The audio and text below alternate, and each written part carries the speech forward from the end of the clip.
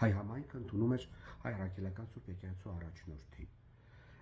Ու կաթողիկոսը պետք է իջնի այդ մակարդակին ու արձագանքի այդ տիպի զառանցանքներին, վերջին ծեր սիրաշաված Դավաճան Հուդան Ստյոպիկ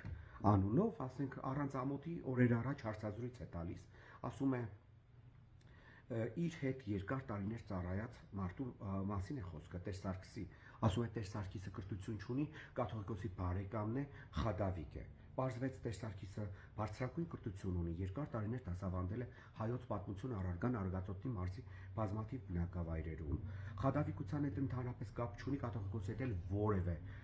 ուրեմն ազգակցական կապ չունի, հերքվեց։ Դուք ամոթ ունեք, որ այդ տիպի կեղծարարին հովանավորում եք։ Ու ասենք այդ տիպի մարդկանց հովանավորելով դուք փորձում եք, ասենք մարդկանցից ատչոտ ռուսերեն ասած պահանջել, թե այս ինչ մարդ է, այս ինչ բան է։